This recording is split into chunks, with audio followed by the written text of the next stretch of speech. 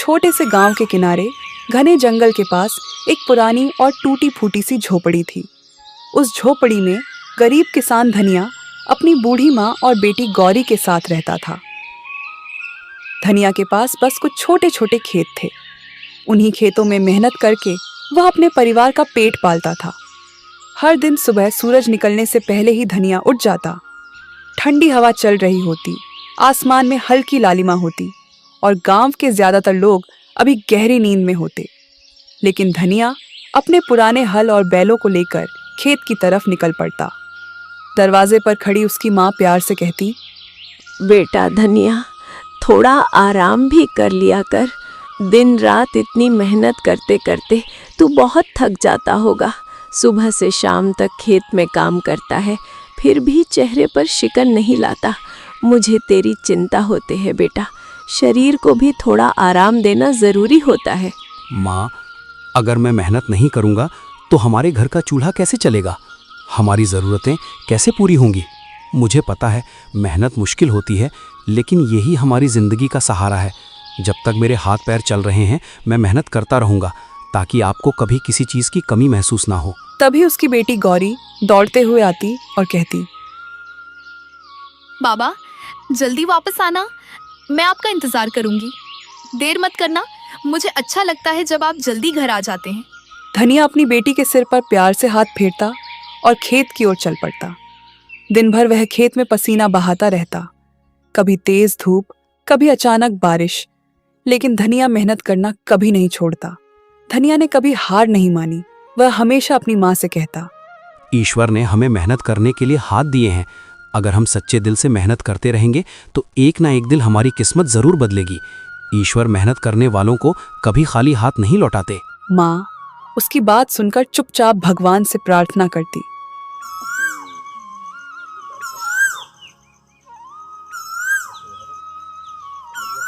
बाबा, आज मैं जंगल के किनारे से कुछ लकड़ियां लेकर आई हूँ, ताकि घर के काम में थोड़ी मदद हो सके।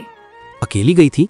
बेटा, जंगल के किनारे अकेले जाना ठीक नहीं होता, वहाँ खतरा भी हो सकता है। हाँ बाबा, मैं अकेली ही गई थी। थोड़ा डर तो लगा था, लेकिन मैंने हिम्मत रखी। आप ही तो कहते हो कि डर के आगे हिम्मत रखनी चाहिए, इसलिए मैं बहादुर बनकर गई। धनिया थोड़ा चिंतित हो गया, क्योंकि गांव के लोग कहते थे कि जंगल के अंदर एक पुरानी गुफा है, जहां रात के समय अजीब अजीब आवाजें आती हैं। गांव वाले उस गुफा के पास जाने से डरते थे। बेटी, जंगल के अंदर ज्यादा मत जाना, वहाँ एक रहस्यमयी गुफा है। लोग कहते हैं वहाँ कुछ अजीब होता है, इसलिए उससे दूर ही रहना। धनिया भले ही गरीब था, लेकिन उसकी मेहनत और ईमानदारी पूरे इलाके में मशहूर थी। उसके छोटे छोटे खेतों में उगने वाली सब्जियां और अनाज हमेशा बहुत अच्छे होते थे। मिट्टी भी जैसे उसकी मेहनत को पहचानती थी। वह अपनी फसल में कभी कोई मिलावट नहीं करता था, ना कोई दवा जरूरत से ज्यादा डालता, ना ही लालच में आकर अनाज में कुछ मिलाता। यही कारण था कि जब भी धनिया अपनी फसल लेकर बाजार जाता तो उसकी सब्जियां और अनाज पलक झपकते ही बिक जाते। अगर सच में शुद्ध और अच्छा अनाज चाहिए तो धनिया से ही लेना। उसका अनाज हमेशा साफ सुथरा और बढ़िया होता है, इसलिए गांव के लोग उसी पर भरोसा करते हैं। लेकिन धनिया कभी इसका फायदा उठाकर ज्यादा पैसे नहीं मांगता था। मेहनत का सही दाम मिल जाए, वही मेरे लिए बहुत बड़ी बात है। मैं ज़्यादा दौलत या बड़ी बड़ी चीज़ों की चाह नहीं रखता। बस इतना चाहता हूँ कि दिन भर की मेहनत के बाद जो अनाज मैं उगाता हूँ उसका सही मूल्य मिल जाए। अगर मेरी मेहनत से मेरे घर का चूल्हा जल जाए और मेरे परिवार का पेट भर जाए तो मुझे लगता है कि मेरी मेहनत सफल हो गई। मेरे लिए सच्ची खुशी और सुकून इसी में है कि इंसान ईमानदारी से मेहनत करे और उसी मेहनत की कमाई से अपना जीवन चलाए। इसी वजह से गरीब लोग भी अक्सर उसी से सामान खरीदते थे। लेकिन गांव में एक बहुत बड़ा और अमीर व्यापारी था। उसका नाम था लालाचंद सेठ। लालाचंद सेठ पूरे इलाके में अनाज और सब्जियों का बड़ा व्यापार करता था, लेकिन वह अक्सर मुनाफे के लिए मिलावट भी कर देता था और चीजों को बहुत महंगे दामों में बेचता था। जब लोगों ने धनिया से सामान खरीदना शुरू किया तो सेठ का व्यापार थोड़ा कम होने लगा। यह बात उसे बिल्कुल पसंद नहीं आई। एक दिन बाजार में उसने धनिया को देखते ही ताना मारा। अरे धनिया, तू किसान है या कोई संत? हर बार इतना सस्ता माल बेच देता है, इसलिए लोग तुझे हल्के में लेने लगे हैं। लेकिन याद रख, इस बाजार में असली फैसला मेरा चलता है। अगर तुम मेरे हिसाब से अनाज नहीं बेचेगा तो तेरा माल कोई नहीं खरीदेगा। फिर देखना तेरे घर का चूल्हा कैसे जलेगा। सेठ जी, मैं तो बस इतना चाहता हूँ कि मेरी मेहनत का सही दाम मिल जाए। मैंने दिन भर खेत में मेहनत की है, पसीना बहा है। अगर उस मेहनत का थोड़ा सा भी सही मूल्य मिल जाए तो मेरे लिए वही काफ़ी है। मैं किसी को धोखा देकर या गलत तरीके से पैसा नहीं कमाना चाहता। मेहनत का सही दाम मिल जाए वही मेरे लिए बहुत बड़ी बात है। बहुत बड़ी बड़ी बातें करने लगा है तू। सुन ले धनिया, इस बाजार में वही चलता है जो ताकतवर होता है। अगर तूने मेरी बात नहीं मानी तो मैं ऐसा हाल कर दूंगा कि तेरा अनाज बाजार में कोई नहीं खरीदेगा। फिर तू अपने घर बैठकर यही ईमानदारी की बातें करता रहना। बाजार में खड़े कुछ लोग यह सब सुन रहे थे। धनिया ने बस मुस्कुराकर अपनी फसल बेचनी जारी रखी। वह कभी किसी से झगड़ा नहीं करता था, लेकिन लालाचंद सेठ का गुस्सा दिन प्रतिदिन बढ़ता जा रहा था। कभी वह धनिया को सबके सामने नीचा दिखाने की कोशिश करता, कभी उसे गरीबी का ताना देता। फिर भी धनिया के चेहरे पर कभी शिकायत नहीं आती। शाम को जब वह घर लौटता तो उसकी बेटी गौरी दौड़ कर आ जाती। बाबा, आज बाजार कैसा रहा? क्या आज अनाज अच्छे दाम में बिका या फिर लोगों ने पहले की तरह मोल भाव किया? अच्छा रहा बेटी, भगवान की कृपा से आज लगभग सारा अनाज बिक गया। लोगों ने भरोसे से लिया और मेहनत का ठीक ठाक दाम भी मिल गया। घर में कमाई भले ही कम थी, लेकिन उस छोटे से घर में सुकून और प्यार बहुत था। बूढ़ी माँ, बेटी गौरी और धनिया तीनों साथ बैठकर सादा खाना खाते और बातें करते। बेटा, ईमानदारी से कमाया हुआ थोड़ा सा धन भी बहुत सुख देता है। जब कमाई सच्चाई और मेहनत से होती है तो मन को सुकून मिलता है और इंसान चैन से जी पाता है। माँ, हमें जितना मिला है उसी में खुश रहना चाहिए। लालच करने से कभी सच्ची खुशी नहीं मिलती, लेकिन मेहनत और संतोष से जीवन आसान और सुखी बन जाता है। लेकिन उसे क्या पता था कि लालाचंद सेठ का जलता हुआ दिल अब धीरे धीरे एक खतरनाक योजना बना रहा है। एक ऐसी योजना जो बहुत जल्द धनिया की जिंदगी को पूरी तरह बदलने वाली थी। लालाचंद सेठ की जलन अब इतनी बढ़ चुकी थी कि उसने धनिया को बर्बाद करने की ठान ली। एक रात जब पूरा गांव सो रहा था, सेठ ने अपने आदमियों को चुपके से धनिया के खेत में भेज दिया। उन्होंने खेत में ऐसी दवा डाल दी जिससे पूरी फसल धीरे धीरे खराब होने लगी।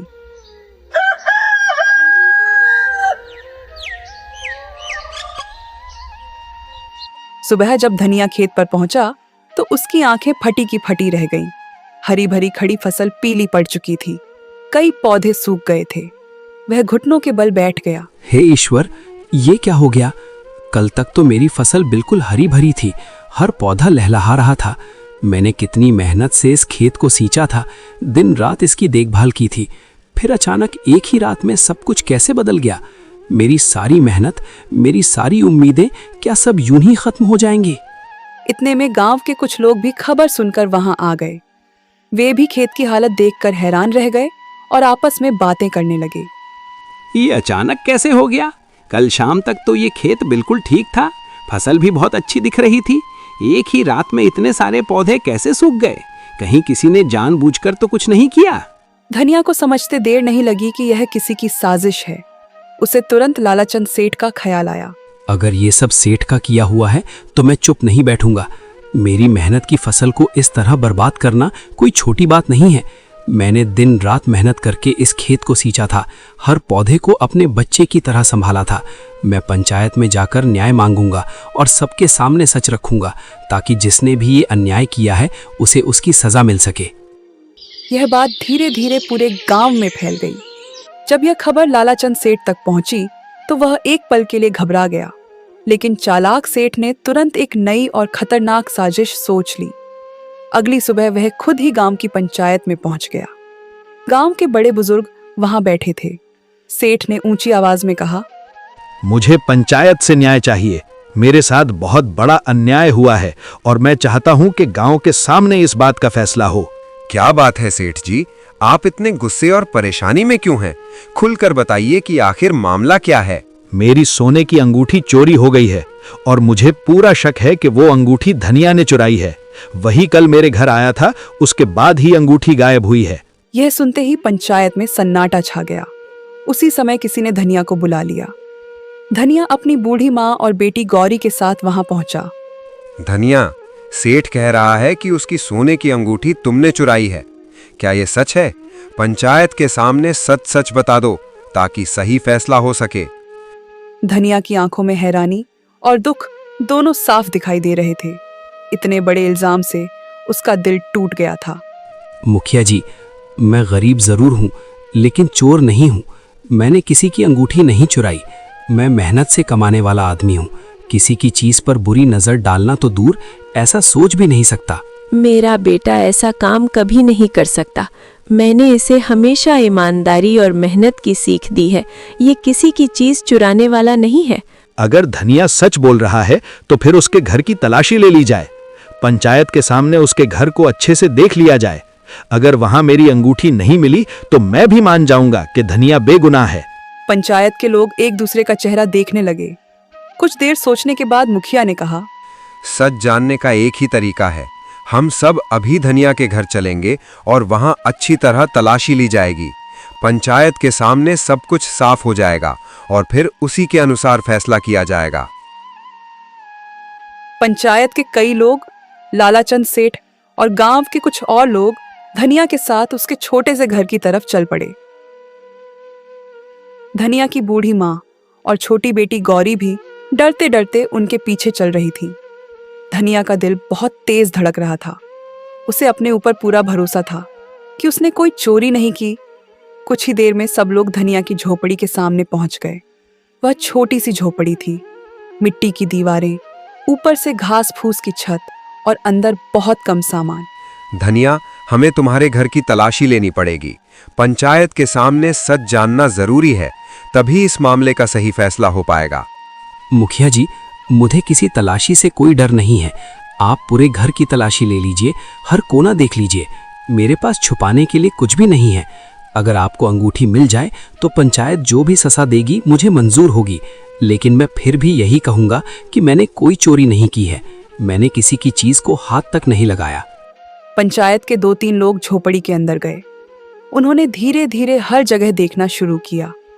कभी पुराने बर्तन उठाकर देखते, कभी कोने में रखी टोकरी को उलटते, कभी खाट के नीचे झांकते।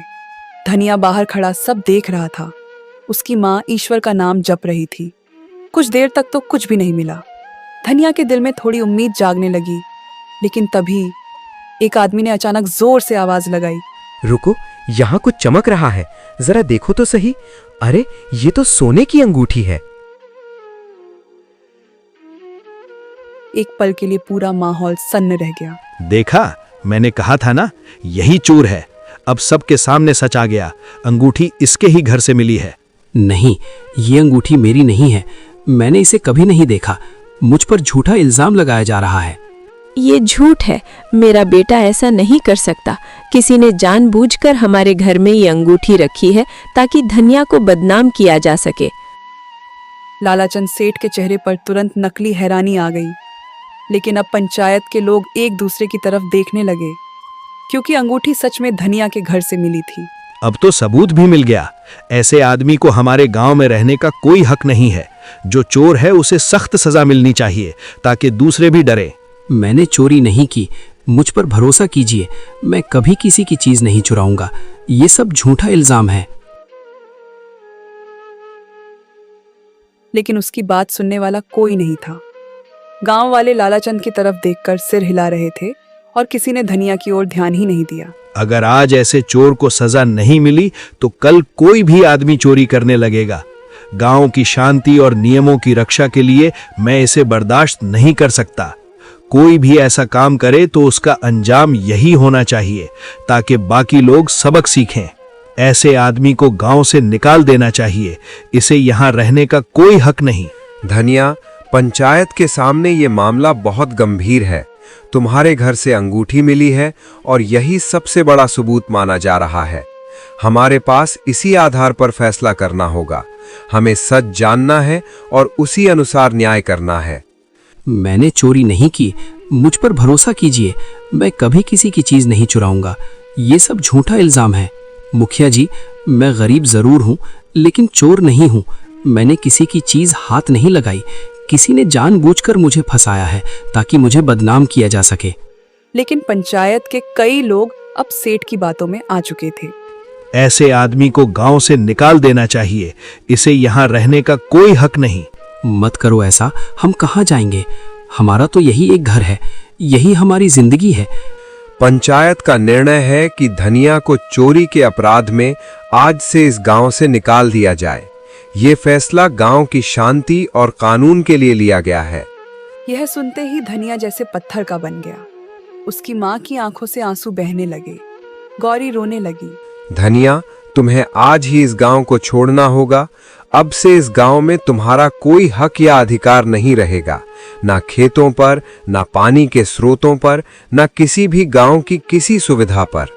यह कठिन निर्णय है, लेकिन पंचायत के आदेश के मुताबिक इसे मानना ही पड़ेगा।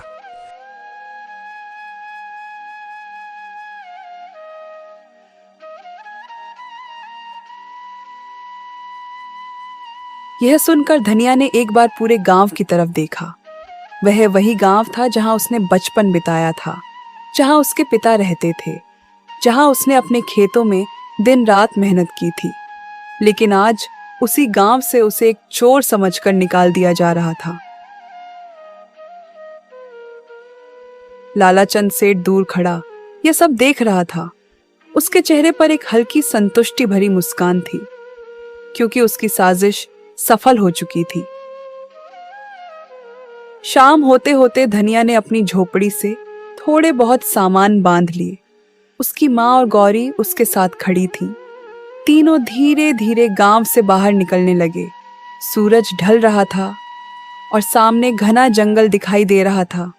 उन्हें नहीं पता था कि अब वे कहाँ जाएंगे, लेकिन किस्मत उन्हें धीरे धीरे उसी जंगल की रहस्यमयी गुफा की तरफ ले जा रही थी, जहां से उनकी जिंदगी की कहानी एक बिल्कुल नया मोड़ लेने वाली थी। तीनों दर दर भटकते हुए जंगल के रास्तों पर चल रहे थे। कभी दूर से किसी पक्षी की आवाज आती, कभी झाड़ियों में कोई जानवर सरसराता। धनिया बार बार पीछे मुड़कर गांव की तरफ देखता, लेकिन अब वहां लौटने का कोई रास्ता नहीं था। उसके दिल में एक ही बात बार बार चुभ रही थी। उसे गांव से निकाले जाने का उतना दुख नहीं था जितना इस बात का था कि उस पर चोरी का झूठा इल्जाम लगा दिया गया था।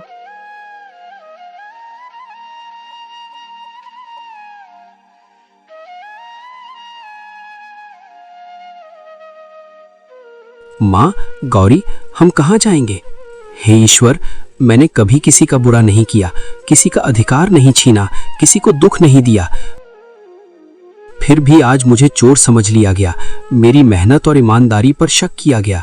लेकिन मैं जानता हूँ कि सच्चाई अंततः जीतती है और आपकी न्यायपूर्ण दृष्टि के सामने किसी का छल और अन्याय टिक नहीं सकता। उसकी आंखें भर आईं, लेकिन वह अपने आंसू अपनी माँ और बेटी के सामने छुपा रहा था। तभी गौरी ने धीरे से कहा, बाबा, मुझे याद है जब मैं जंगल से लकड़ियां लेने आती थी तो रास्ते में एक बहुत बड़ा पेड़ है। उसका तना इतना चौड़ा है कि उसके नीचे हम लोग आराम से रात बिता सकते हैं। वहाँ थोड़ा सा खुला मैदान भी है। सच कह रही हो बेटी? इतना बड़ा पेड़ है कि हम सब वहाँ आराम से रात बिता सकते हैं? हाँ बाबा, वहाँ जमीन भी साफ है और सुरक्षित लगती है। अगर आप चाहें तो हम आज की रात वहीं रुक सकते हैं। मैं आपको रास्ता दिखा दूंगी। धनिया ने अपनी माँ की तरफ देखा। बूढ़ी माँ बहुत थक चुकी थी। बेटा, अगर सच में ऐसा बड़ा और सुरक्षित पेड़ है तो वहीं चलकर थोड़ा आराम कर लेते हैं। रास्ते में थकान भी कम होगी और हम सब एक साथ ठहरकर रात गुजार सकते हैं। तीनों उसी दिशा में चल पड़े।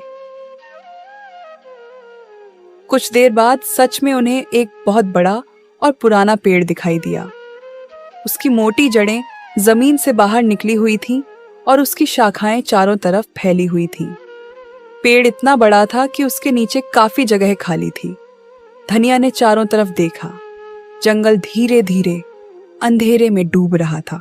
आज की रात हम यहीं रुकेंगे। यहाँ ठहरना सुरक्षित रहेगा और थोड़ी देर आराम भी हो जाएगा। बाबा, आप और दादी यहीं आराम से बैठिए, मैं थोड़ी देर में वापस आती हूँ। कहाँ जा रही हो बेटी इतनी रात में? पास में कुछ फल वाले पेड़ हैं, मैं दादी के लिए ताजा और मीठे फल लेकर आती हूँ। जल्दी आ जाऊंगी बाबा। धनिया कुछ कह पाता उससे पहले ही गौरी पास की झाड़ियों की तरफ चली गई। थोड़ी देर बाद वह वापस लौटी। उसके हाथों में कुछ जंगली फल थे। उसने वे फल अपनी दादी के हाथ में रख दी। बेटी, तू खुद खा ले, मुझे कोई फर्क नहीं पड़ेगा। पहले आप खाइए दादी, आप सबसे ज्यादा थकी हुई हैं। मैं तब तक इंतजार कर लूंगी, आपका पेट भरा होना जरूरी है। बाबा, आप दुखी मत होइए, आपने कभी कुछ गलत नहीं किया। सब जानते हैं कि आप सच्चे और ईमानदार इंसान हैं। एक दिन जरूर आएगा जब सबको सच पता चल जाएगा और तब सभी लोग समझेंगे कि आप बेगुनाह हैं। अपनी बेटी यह बात सुनकर धनिया की आंखें भर आईं। बूढ़ी माँ आसमान की तरफ देख रही थी। तारों से भरा आसमान जैसे उन्हें दिलासा दे रहा था। पेड़ के नीचे बैठे बैठे काफी समय बीत चुका था। रात धीरे धीरे गहरी होने लगी थी। आसमान में काले बादल घिर आए थे और ठंडी हवा चलने लगी थी।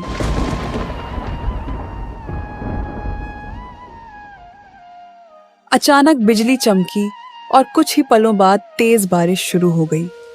पहले तो हल्की हल्की बूंदें गिरने लगीं, लेकिन देखते ही देखते बारिश बहुत तेज हो गई।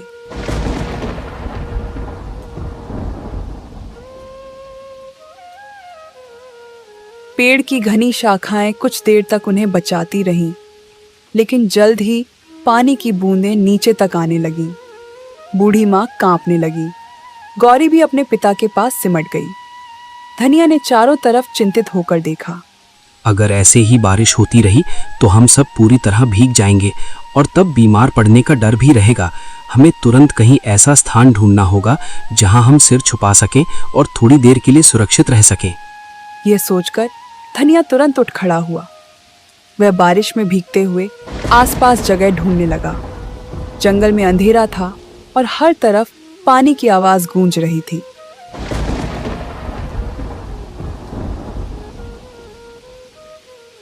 कुछ देर तक इधर उधर देखने के बाद अचानक उसकी नजर थोड़ी दूर पहाड़ी के पास बने एक अंधेरे से मुंह पर पड़ी।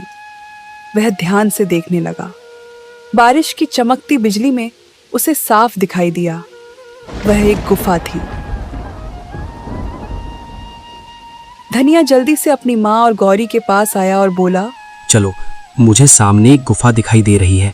वहां जाकर हम बारिश से बच सकते हैं और थोड़ा आराम कर सकते हैं। जल्दी चलते हैं, बारिश तेज हो रही है। तीनों जल्दी जल्दी उस तरफ चल पड़े। कुछ ही देर में वे उस गुफा के अंदर पहुंच गए। गुफा अंदर से काफी बड़ी थी। सबसे अच्छी बात यह थी कि गुफा के अंदर न तो पानी टपक रहा था और न ही तेज हवा आ रही थी। बाहर जोरदार बारिश हो रही थी, लेकिन गुफा के अंदर एक अजीब सी शांति थी, जैसे यह जगह उन्हें सुरक्षित रखने के लिए ही बनी हो। धनिया ने राहत की सांस ली। कम से कम आज की रात हम यहाँ आराम से गुजार सकते हैं।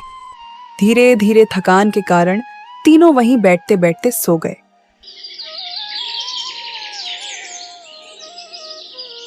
सुबह जब धनिया की आंख खुली तो बारिश रुक चुकी थी। गुफा के बाहर से हल्की धूप अंदर आ रही थी। पक्षियों की चहचहाहट फिर से जंगल में सुनाई देने लगी थी। धनिया उठकर बाहर गया और चारों तरफ देखा। जंगल हरियाली से चमक रहा था। वह कुछ देर चुप खड़ा रहा और सोचने लगा। फिर वह गुफा के अंदर वापस आया। उसकी माँ और गौरी भी अब जाग चुकी थी। जब तक हमें रहने के लिए कोई और जगह नहीं मिल जाती, हम इसी गुफा में रहेंगे। बूढ़ी माँ ने सहमति में सिर हिलाया। गौरी भी खुश हो गई। बाबा, यह जगह तो अच्छी है। यहाँ हमें बारिश और हवा से भी डर नहीं लगेगा।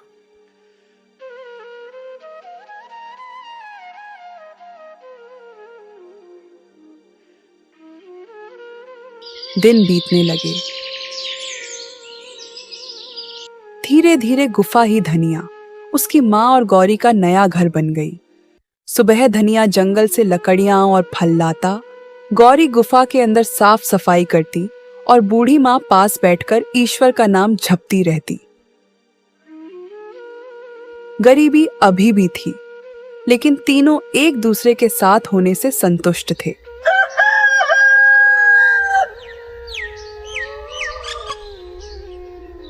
एक दिन सुबह गौरी गुफा के अंदर झाड़ू लगा रही थी।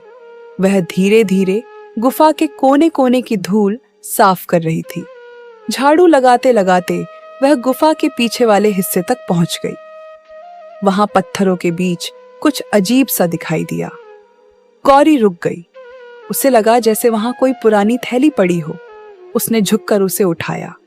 उस थैली के अंदर चमकते हुए सोने के सिक्के भरे हुए थे। गौरी घबराकर जोर से चिल्लाई, बाबा, बाबा जल्दी आइए।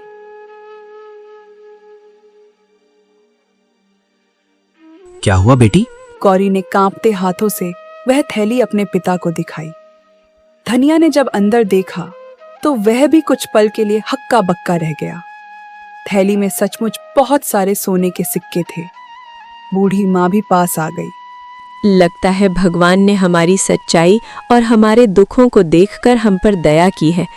उसने हमें कठिन समय में सहारा दिया, हमारी मेहनत और ईमानदारी को महत्व दिया और अब हमें सुख, सुरक्षा और सम्मान मिला है। सच में उसकी कृपा से ही आज हमारा परिवार खुशहाल और सुरक्षित है। धनिया कुछ देर तक चुप खड़ा रहा। उसकी आंखों में आंसू आ गए। उसे लगा जैसे ईश्वर ने आखिरकार उसकी ईमानदारी का फल दे दिया हो। अब हमें इस जंगल में रहने की जरूरत नहीं है।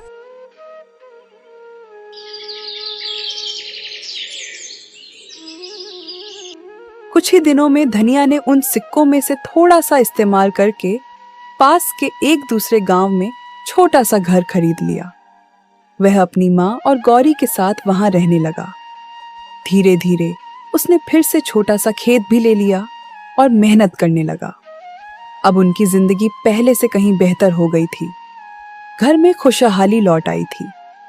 बूढ़ी माँ अक्सर ईश्वर को धन्यवाद देती, लेकिन कुछ ही समय में धनिया के अमीर बनने की खबर दूर दूर तक फैल गई। यह बात आखिरकार लालाचंद सेठ के कानों तक भी पहुंच गई। जब उसने सुना कि जिसे उसने गांव से निकलवा दिया था वही धनिया अब अमीर हो गया है, तो वह एकदम हक्का बक्का रह गया। वह गुस्से और हैरानी से बोला, ये कैसे हो सकता है? वो गरीब किसान जिसने कभी किसी से कुछ नहीं लिया, इतना मेहनती और ईमानदार रहा, अब इतना अमीर कैसे बन गया? ये तो किसी ने सोचा भी नहीं होगा। सेठ को जल्द ही पता चल गया कि धनिया को जंगल की गुफा में सोने के सिक्के मिले थे। यह सुनते ही लालाचंद सेठ की आंखों में लालच चमकने लगा। अगर सच में उस गुफा में सोने की सिक्कों की थैली मिली थी, तो इसका मतलब यह है कि वहां और भी खजाने छुपे हुए हो सकते हैं। शायद वो गुफा किसी पुराने राजाओं या अमीर व्यक्तियों का खजाना रही हो। अगर मैं जल्दी ही वहां पहुंचूं और सारी चीजें खोज लूं, तो मैं भी अमीर बन सकता हूं। हाँ, यही मौका है जो कभी दोबारा नहीं मिलेगा। इस बार मैं किसी को रोकने नहीं दूंगा और खुद ही सब कुछ अपने नाम कर लूंगा। लालच से भरा हुआ सेठ उसी समय जंगल की तरफ निकल पड़ा। वह जल्दी जल्दी उस गुफा के पास पहुंचा जहां कभी धनिया रहा करता था। गुफा अब शांत और खाली थी।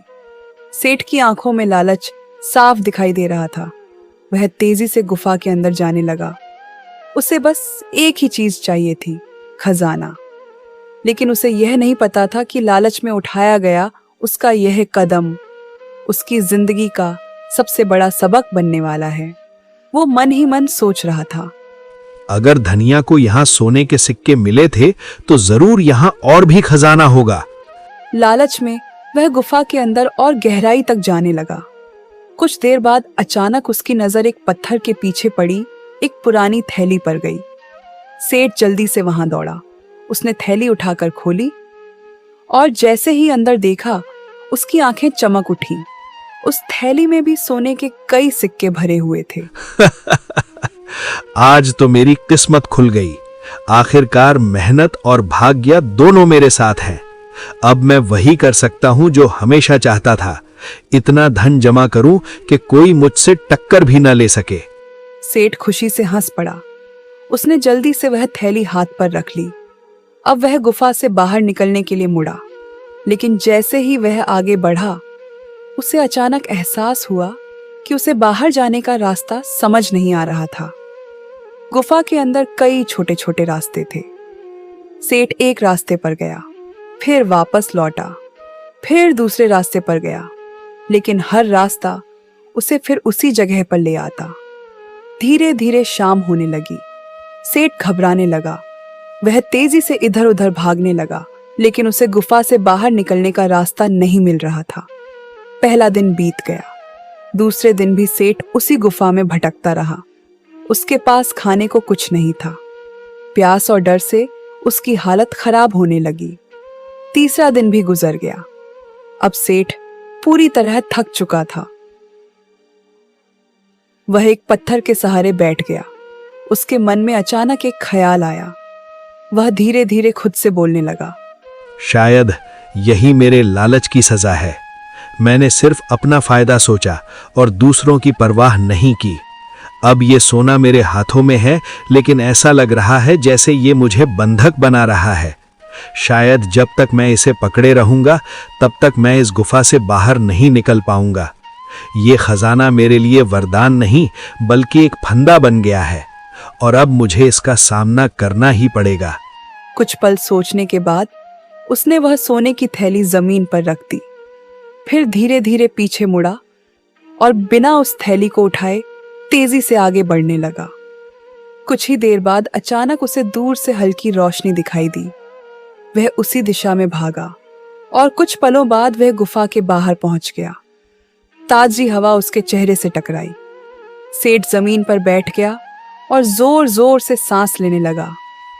उसकी जान में जान आ गई थी, लेकिन उसी समय उसके दिल में भारी पछतावा भी होने लगा। वह सोचने लगा, अगर मैंने लालच में आकर धनिया के साथ गलत नहीं किया होता, तो आज मुझे ये दिन नहीं देखना पड़ता। अगर मैंने उसकी मेहनत और ईमानदारी का सम्मान किया होता, उसे गांव से नहीं निकाला होता, तो शायद मैं आज इस गुफा में फंसा नहीं होता। मेरी अपनी लालच और अधूरी चालाकियों ने मुझे यहां तक पहुंचाया है। अब समझ आया कि दूसरों के अधिकारों की चोरी करके कोई कभी सच्ची खुशी या अमीरी हासिल नहीं कर सकता। अब उसे समझ आ चुका था कि लालच इंसान को अंधा बना देता है, और कभी-कभी वही लालच इंसान को ऐसी मुसीबत में डाल देता है जहां से निकलना बहुत मुश्किल हो जाता है। लालाचंद सेठ धीरे धीरे गांव की तरफ लौटने लगा, लेकिन इस बार उसके मन में खजाने का लालच नहीं, बल्कि अपनी गलती का पछतावा था। कुछ समय बाद पूरे गांव में धीरे धीरे यह बात फैल गई कि धनिया पर लगाया गया चोरी का इल्जाम झूठा था। गांव के कुछ पुराने बुजुर्ग और लोग, जिन्होंने सब देखा था, अब मुखर होकर कहने लगे, धनिया तो हमेशा ईमानदार और मेहनती रहा है। उसने कभी किसी का फायदा नहीं लिया, हमेशा अपने पसीने की कमाई से घर चलाया। हमें ये नहीं भूलना चाहिए कि सच्चाई और ईमानदारी ही असली ताकत हैं। अब समय है कि हम उसका सम्मान वापस दें, उसे सही जगह और उसका हक लौटाएं। जिसने भी उसके साथ अन्याय किया, उसे समझना चाहिए कि सच का सामना करना ही पड़ता है। इस बात का पता पंचायत तक पहुंच गया। सभी सरपंच और पंचायत के लोग, जिन्होंने पहले फैसला सुनाया था, अब खुद जाकर हालात की जांच करना चाहते थे। एक दिन गांव के मुख्य सरपंच अपने कुछ भरोसेमंद आदमियों के साथ पास के गांव में जाकर धनिया के नए घर पहुंचे। वे चाहते थे कि धनिया को वापस गांव बुलाया जाए और उसे उसका सही सम्मान लौटाया जाए। धनिया, हम जानते हैं कि तुम्हारे साथ बहुत बड़ा अन्याय हुआ है। हमने अब सब कुछ देखा और समझा है। कृपया गांव लौट आओ। हम तुम्हें सम्मान देंगे, तुम्हारा हक वापस करेंगे और सभी अपनी गलतियां मानेंगे। तुम्हारे बिना ये गांव अधूरा है। लेकिन धनिया ने शांत और दृढ़ स्वर में जवाब दिया, मुखिया जी, मैं आभारी हूँ कि आप सच को जानने और मेरे पक्ष में खड़े होने आए, लेकिन मैं अभी इस गांव को नहीं छोड़ सकता।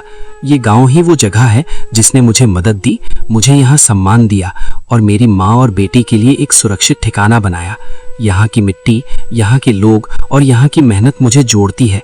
जब तक मैं यहाँ हूँ, मैं इस गांव को नहीं छोड़ूंगा और अपनी मेहनत और ईमानदारी से इसे और भी बेहतर बनाने की कोशिश करूंगा। धनिया की यह बात सुनकर सरपंच कुछ पल के लिए चुप रह गए। फिर उन्होंने धीरे धीरे सिर झुकाया और स्वीकार किया। धनिया, हम तुम्हारे फैसले का पूरी तरह सम्मान करते हैं।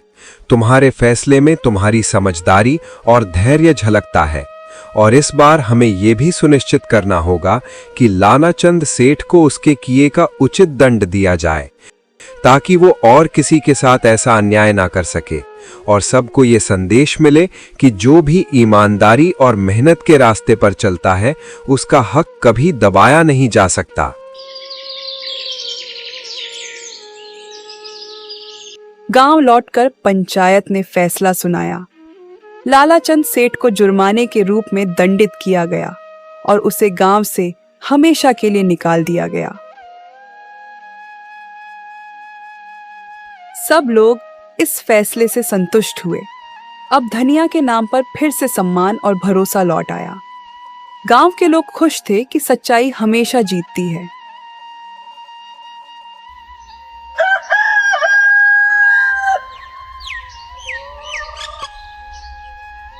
धनिया की माँ और गौरी भी अपने बेटे और पिता के गौरव से खुश थीं। धनिया अब अपने गांव में सुरक्षित और सम्मानित रह सकता था। वह जानता था कि ईमानदारी और मेहनत का फल देर से सही लेकिन निश्चित रूप से मिलता है। गौरी अपने पिता की ओर देखकर मुस्कुराई और बोली, बाबा देखो, सच की जीत हमेशा होती है, चाहे कितनी भी मुश्किलें आइए। सच्चाई और ईमानदारी का मार्ग कभी खाली नहीं जाता। मुझे लगता है कि हम सब ने यह सच में महसूस किया। हाँ बेटी, और यही सीख हमें हमेशा याद रखनी चाहिए। ईमानदारी, मेहनत और सच्चाई का मार्ग ही असली ताकत है। अगर हम इसे अपनाएं तो कोई भी चुनौती हमें नहीं हरा सकती। यही रास्ता हमें सही मंजिल तक ले जाता है। और इस तरह धनिया, उसकी माँ और गौरी ने अपने नए घर में खुशी खुशी जीवन बिताना शुरू किया। साथ ही गांव में उनका सम्मान और प्यार हमेशा बरकरार रहा।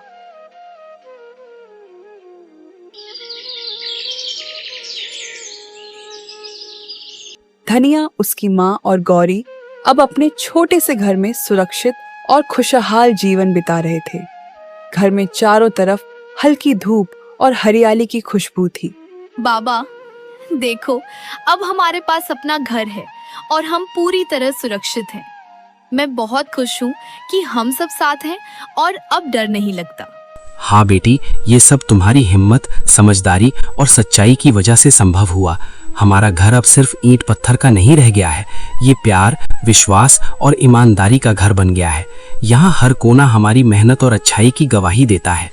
बेटा, तुमने हमेशा मेहनत और ईमानदारी को चुना। आज यही हमें सबसे बड़ी खुशियां दे रही हैं। तुम्हारे कारण हमारा परिवार सुरक्षित और खुशहाल है। गौरी, याद रखना, किसी भी मुश्किल में डरना नहीं, हमेशा सच का साथ देना और नेक दिल रहना, यही हमें सही रास्ता दिखाता है और हर संकट में हमारी मदद करता है। हाँ बाबा, मैं हमेशा सच और ईमानदारी का मार्ग चुनूंगी। हम सब मिलकर इस घर को खुशियों, प्यार और सुरक्षा का घर बनाए रखेंगे। आज हमारे घर में सिर्फ सुख और प्यार है। अब हम कभी किसी झूठ, लालच या डर से परेशान नहीं होंगे। हमारी मेहनत, सच्चाई और हिम्मत हमें हमेशा मजबूत बनाए रखेगी। घर के चारों कोनों में खुशियों की गूंज थी। खिड़कियों से हल्की हवा आती और पक्षियों की चहचहाहट घर में संगीत की तरह गूंजती। गौरी अपने पिता के पास बैठकर मुस्कुरा रही थी। धनिया अपने खेत और घर की ओर देखकर संतोष महसूस कर रहा था और उसकी माँ दोनों के बीच बैठकर शांत और गर्वित थी। अब उनके जीवन में सच्चाई, मेहनत और ईमानदारी का फल हर रोज दिखाई देता था और यह घर हमेशा खुशियों और प्यार से भरा रहता। धनिया ने साबित कर दिया कि सच्चाई और ईमानदारी कभी हारती नहीं। समय चाहे जितना कठिन क्यों ना हो, अंत में जीत हमेशा सच की ही होती है। आपको ये कहानी कैसी लगी कमेंट करके बताइए। धनिया के नाम 2 प्यारी से लाइंस जरूर लिखें।